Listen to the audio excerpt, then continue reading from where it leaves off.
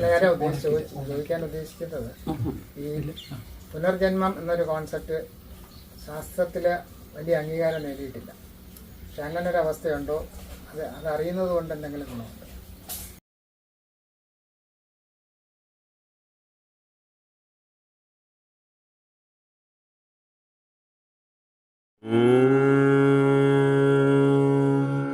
നമഃ ശിവായ.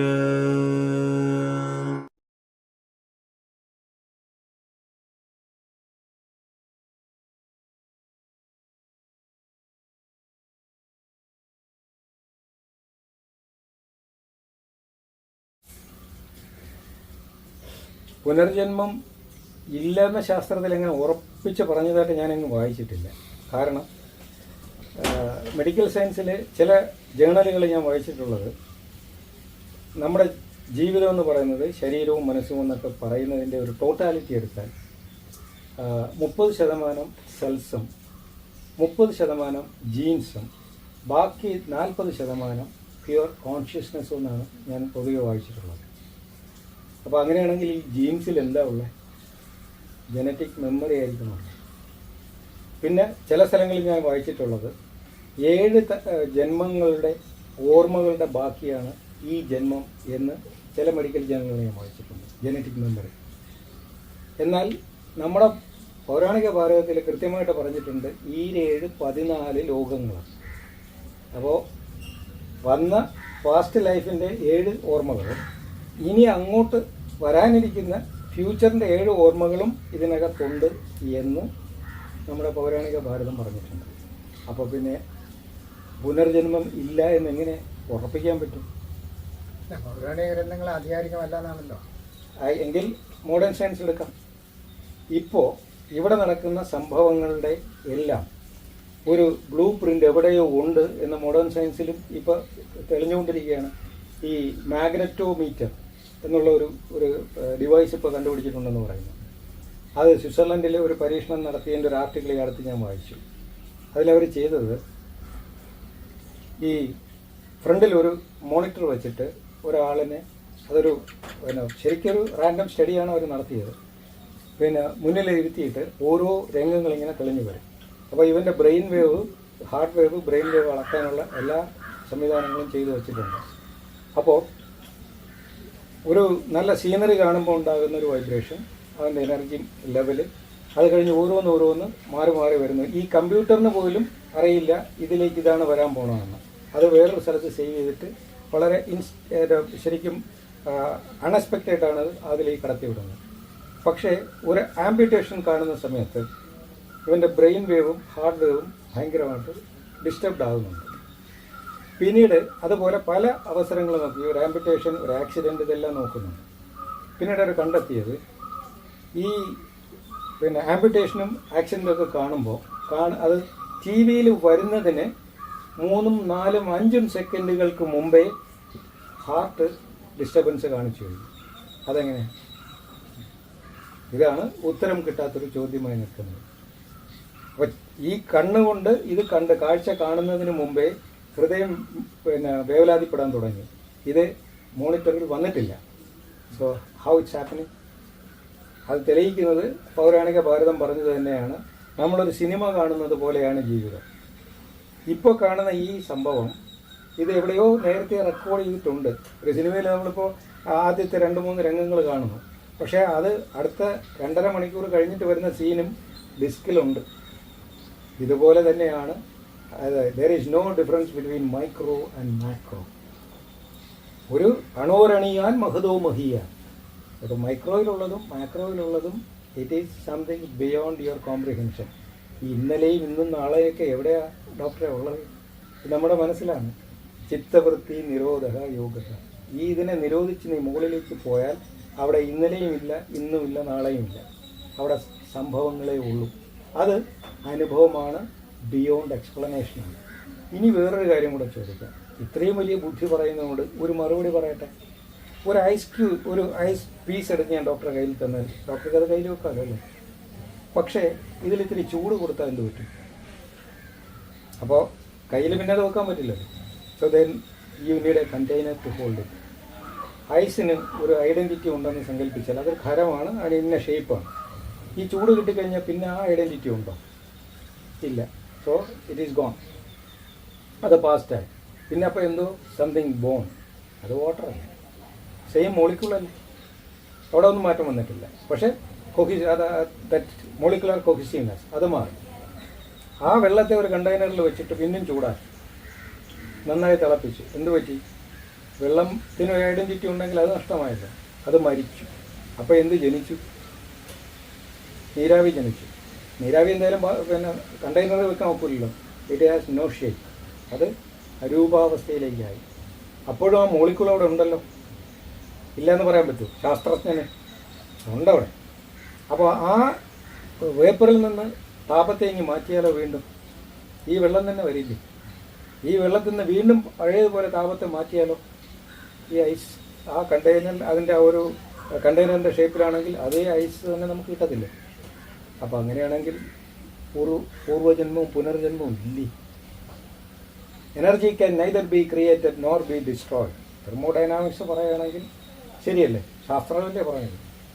If one form of energy changes, it will appear in another form. വെള്ളത്തിന് ഒരു ഐഡൻറ്റിറ്റി ഉണ്ട്, ഒരു വ്യക്തിത്വം ഉണ്ടെങ്കിൽ നാം ആരോപിച്ചാൽ ആ വ്യക്തിത്വം മരിച്ചു തന്നെയാണ് നീരാവി ജനിച്ചത്.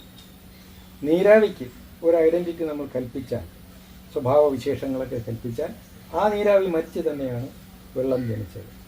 So fundamentally there is no change in the basic particles, but only the manifested form is changing. ഇതല്ലേ ഭഗവത്ഗീത പറഞ്ഞ വാസാംസിജി നാനി യഥാവിഹായ നവാനി ഗൃഹ്ണാതി നരോപരാണി. അത് ഈ സംസ്കൃതത്തിൽ പറഞ്ഞുകൊണ്ടത് പഴഞ്ചൻ എന്ന് വേണമെങ്കിൽ ലേബൽ ചെയ്യാം. പക്ഷേ ഇത് യുക്തിയല്ലേ?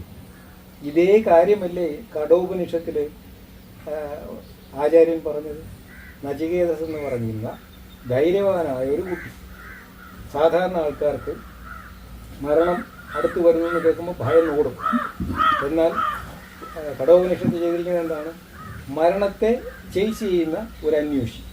അതാണല്ലോ അങ്ങനെയല്ല കഥ അവതരിപ്പിച്ചിരിക്കുന്നത്. അപ്പോൾ നചികേതസ് മരണത്തെ അന്വേഷിച്ചില്ലാണ്. മരണം നോക്കുമ്പോൾ ഇവനെ കൊല്ലാനൊന്നും സമയമായില്ല, മരണദേവൻ ഓടുകയാണ് പയ്യനെ പേടിച്ച്. അങ്ങനെയാണ് അത് എഴുതി, ശരിയല്ലേ? അപ്പോൾ മരണം ഓടി അവനെ ഓടിച്ചിട്ട് പിടിക്കും. 3 ദിവസം അവൻ്റെ വീട്ടിൽ പോയി കാവലിന്. അവസാനം യമദേവനെ വീട്ടിൽ കയറാൻ പയ്യൻ അവസാനം വന്ന് പറയാം, എടാ പയ്യൻ എന്താ പ്രശ്നം?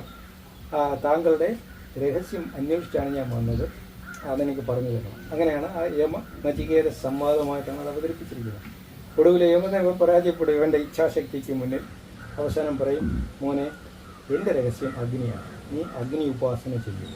അതാണ് ആ ഉപനിഷത്തിൻ്റെ സാരം. എന്താണത്?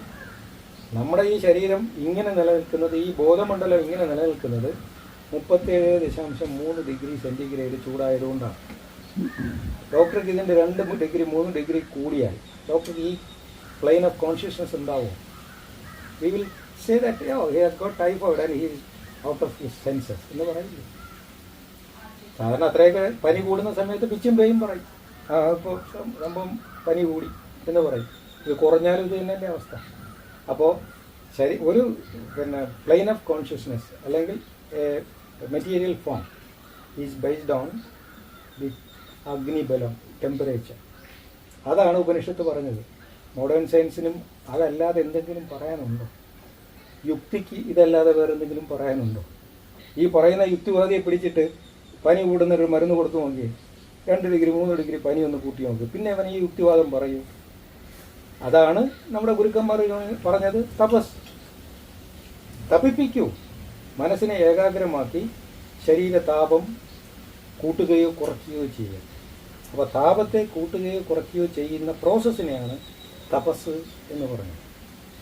അത് ചെയ്യുന്ന ആളിനെയാണ് താപസൻ എന്ന് വിളിച്ചത്. ആ താപസന്മാരുടെ അനുഭവങ്ങളാണ് അവർ കുറിച്ചു വെച്ച് നമ്മുടെ ഗ്രന്ഥങ്ങളായും വായ്മൊഴികളായിട്ടും ശ്രുതികളായിട്ടും മറ്റുമൊക്കെ അവതരിപ്പിച്ചത്. അത് മനസ്സിലാക്കണമെങ്കിൽ ആ ആഴത്തിൽ ഇറങ്ങി പഠിക്കണം. അങ്ങനെ പഠിക്കുമ്പോൾ മനസ്സിലാവും ശാസ്ത്രം അത് പൗരാണികമായാലും ആധുനികമായാലും ഒന്ന് തന്നെയാണ്. യുക്തി അത് പൗരാണികമായാലും ആധുനികമായാലും ഒന്ന് തന്നെയാണ്. പിന്നെ ഇത് പറയുന്നവൻ്റെ ഇൻറ്റൻഷനിൽ മാത്രമേ വ്യത്യാസം ഉണ്ടാവൂ. ഇത് ഗുരുക്കന്മാർ അന്ന് പിന്നെ കണ്ടിരുന്നു. ഈ ചാർവാകന്മാർ എന്നൊരു കക്ഷി ഉണ്ടായിരുന്നു. ഇവരാണ് ഇന്നത്തെ യുക്തിവാദികളെന്ന് വേണമെങ്കിൽ പറയാം. പക്ഷെ അന്ന് ഇവിടെ സാമാന്യ ബോധമുള്ള യുക്തിവാദികളായിരുന്നു. അപ്പോൾ അവരെ അറിയാവുന്നത് അതുവരെ അവരത് വാദിച്ചു നിൽക്കും. കാണാനും കേൾക്കാനും മണക്കാനും രുചിക്കാനും സ്പർശിക്കാനും അറിയാവുന്നതേ ഞാൻ അംഗീകരിക്കൂ. അപ്പോഴും അവൻ്റെ വാദത്തിന് ഒരു അംഗീകാരം കൊടുത്തിട്ട് തുടങ്ങി നീയും ഇരുന്ന ചാർവാക മുനി അവർക്കൊരു സ്ഥാനം കൊടുത്തു. പക്ഷേ അവരുടെ വാദങ്ങളെല്ലാം നമ്മുടെ തർക്ക സംവിധാനവും തർക്ക സിദ്ധാന്തവുമായി ചേർന്ന് നിൽക്കുന്നതാണ്. വെറുതെ ബഹളം വയ്ക്കാൻ അവർ സംസാരിക്കില്ല. അവർക്ക് അറിയാവുന്ന തലം വരെ അവർ വാദിക്കും. അത് കഴിഞ്ഞിട്ട് അപ്പുറത്തേക്ക് അവർക്ക് പോകാൻ നിവൃത്തിയില്ലാത്തവരിന്ന് ഒഴിഞ്ഞു പോകും. ഇപ്പോഴും സത്യത്തിൽ അത് തന്നെയാണ് വേണ്ടത്. പക്ഷെ ഇവിടെ ഈ തരം ചോദ്യങ്ങൾ വരുമ്പോൾ ഉണ്ടാകാവുന്ന പ്രശ്നം അറിവില്ലാത്തവർ ബഹളം വെക്കുമ്പോഴാണ് ഈ സംശയാലുക്കൾക്ക് നിലനിൽപ്പില്ലാതെ വരുന്നത്. എപ്പോഴും ശാസ്ത്രം അന്വേഷിക്കാനുള്ളതാണ്. സയൻസ് എന്ന് ഇംഗ്ലീഷിൽ പറയുന്ന ശാസ്ത്രത്തിൻ്റെ അർത്ഥം തന്നെ അന്വേഷണം എന്നല്ലേ.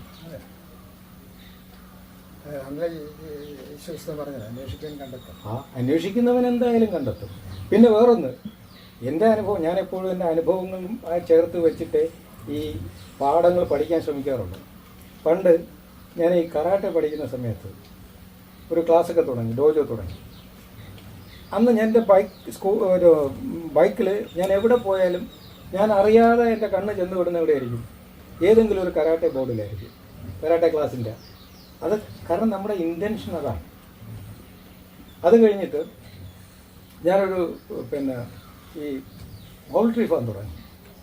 കാശുണ്ടാക്കാനുള്ള ഒരു ആദ്യത്തെ എളുപ്പ വഴി. പിന്നെ നോക്കുമ്പോൾ എവിടെ തിരിഞ്ഞാലും പൗൾട്രി ഫാമിൻ്റെ ബോർഡാണ് ഞാൻ കാണുന്നത്. അപ്പോൾ ഞാനൊരു ഇത്രയും കാലം ഞാനിത് കണ്ടില്ല. ഇപ്പം ഞാനൊരെണ്ണം തുടങ്ങിയപ്പോൾ എല്ലായിടത്തും തുടങ്ങിയോ. ഇതും നമ്മുടെ ആ ഒരു ഇൻട്രസ്റ്റാണ്. ഇപ്പോൾ ഈ സൗദി അറേബ്യ ഉണ്ടല്ലോ, സൗദി അറേബ്യ എന്ന ഈ അറബ് രാജ്യത്ത്, ഇസ്ലാമിക രാജ്യത്ത് മയക്കുമരുന്നിൻ്റെ വ്യാപാരവും അതിൻ്റെ ഉപയോഗവും മരണശിക്ഷയ്ക്ക് വിധിക്കുന്ന തെറ്റാണ്. എന്നാൽ അവിടെയും എത്തപ്പെടുന്ന ഒരാൾ എന്ന് പറഞ്ഞാൽ അവൻ ഏതെങ്കിലും മയക്കുമരുന്നിന് അടിമയാണെങ്കിൽ അവൻ എളുപ്പത്തിൽ അതിൻ്റെ സോഴ്സ് അവിടെ കണ്ടുപിടിച്ചിരിക്കും.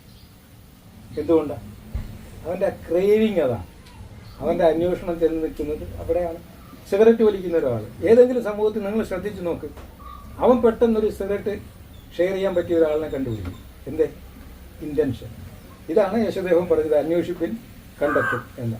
അപ്പോൾ നമ്മുടെ ഇൻറ്റൻഷനാണ് നമ്മെ ഓരോ ലക്ഷ്യത്തിലേക്കും കൊണ്ടെത്തിക്കുന്നത്. അപ്പോൾ ഇവിടെ ഗുരുക്കന്മാർ പറഞ്ഞ നല്ല നല്ല കാര്യങ്ങൾ യഥാർത്ഥത്തിൽ ആധുനിക ശാസ്ത്രജ്ഞന്മാരും കൃത്യമായിട്ടും അംഗീകരിച്ചിട്ടുണ്ട്. പിന്നെ ഇപ്പോൾ ഡോക്ടർ ഫ്രിജഫ് കാപ്ര ശാസ്ത്രജ്ഞനായിരുന്നല്ലോ. അദ്ദേഹം പറഞ്ഞത് എന്താണ്? Where the ultra modern science has abruptly stopped, there the Indian spirituality has got its beginning. Doctor Rustum Roy ശാസ്ത്രജ്ഞനല്ലേ? ഡോക്ടർ ഹൻസ് പീറ്റർ ഡോർ ശാസ്ത്രജ്ഞനല്ലേ? നമ്മുടെ ഇദ്ദേഹം ഞാൻ പറഞ്ഞില്ലേ ISRO ചെയർമാനായിരുന്നു, അദ്ദേഹം ശാസ്ത്രജ്ഞനല്ലേ? എന്തിന് ഡോക്ടർ APJ അബ്ദുൽ കലാം, അദ്ദേഹവും ശാസ്ത്രജ്ഞനല്ലായിരുന്നു. അപ്പോൾ ഇതൊക്കെ പോരെ നമുക്ക്. അപ്പോൾ ഇത് ശാസ്ത്രം അല്ല എന്ന് ശാസ്ത്രം പഠിച്ചിട്ടില്ലാത്തവൻ പറയുന്നത് കേൾക്കാൻ നമ്മൾ എന്തിനാ പോകുന്നത്? അപ്പോൾ യഥാർത്ഥത്തിലുള്ള ആൾക്കാർ പറഞ്ഞ നമ്മുടെ ഇൻറ്റൻഷൻ അനുസരിച്ച് നാം അന്വേഷിച്ചാൽ കൃത്യമായിട്ടും സത്യം നമുക്ക് തെളിഞ്ഞു കിട്ടും.